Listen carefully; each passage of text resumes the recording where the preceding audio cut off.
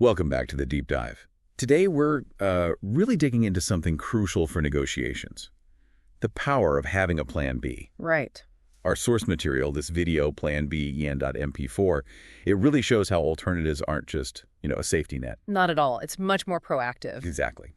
So our mission here is to unpack how preparing that plan B can actually turn potential, disasters into opportunities and give you real confidence. And what's really interesting, I think, is how the source points out it's not just about having the fallback itself. Yeah, it's the knowledge you have it. That existence, it changes your whole posture internally. Your mindset, you mean? Exactly. It gives you this quiet confidence. And even if you never say, I have another option, the other side often picks up on that. It's like subtle leverage. Psychological leverage, almost like psychological judo, as the source puts it. Precisely. Okay, that's powerful. So if it's not pessimism, how do we get our heads around embracing Plan B, seeing it not as, admitting defeat beforehand, but as a strategic plus? Well, the source is pretty clear. Good negotiation means preparing for, everything. All outcomes. All outcomes.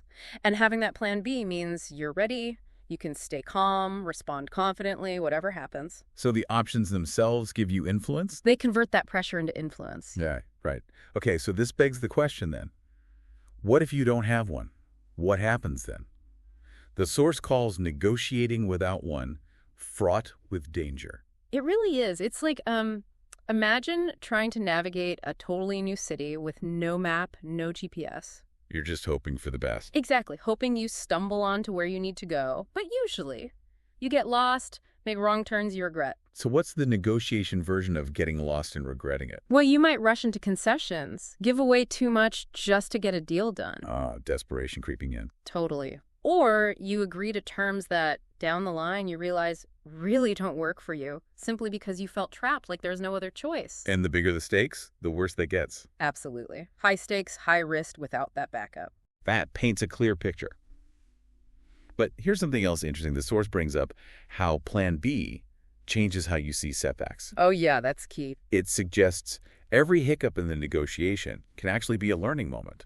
It's not just, okay, switch to Plan B. It pushes you to find genuinely creative solutions. Exactly. It reframes failure. It's not the end of the road. It's data, a stepping stone. Use failures as stepping stones. To better strategies. That's the quote. It shifts you from just reacting, putting out fires, to actively looking for innovative ways forward. You're not just reacting, you're like evolving your approach. And all this prep, thinking through Plan B, it builds confidence. Yeah. The source says you go in ready to engage, but crucially also willing to walk away if the deal isn't right. That willingness is key. Definitely. Now, that confidence is obviously a huge plus. But is there maybe a risk? Could you rely too much on Plan B? Maybe become less committed to making Plan A work? Yeah. Like too eager to bail? That's a fair question. And, the source kind of touches on that. It's not about giving up easily on Plan A. It's about removing the desperation from Plan A. It frees you up, actually. You can negotiate more effectively because you don't have to win this specific deal at any cost. Because you know you have a viable alternative. Right. And that allows you to explore options more calmly, maybe find solutions that are better for everyone, precisely because you have that inner security. You're negotiating from strength, not neediness. Makes sense. So wrapping up this deep dive, it seems pretty clear. A Plan B, it's way more than just a backup. Oh, absolutely. It's really foundational for leverage, for confidence, for creative problem solving when you're negotiating. It lets you turn those challenges into opportunities. And crucially, avoid making those rushed decisions you'll kick yourself for later. So thinking about that, if having a solid Plan B can turn pressure into power and failures into, learning opportunities in negotiation, it does make you wonder, doesn't it? What other parts of your life could really benefit from that same kind of careful preparation, that willingness to explore creative alternatives when things get tough? It's an interesting question to ponder.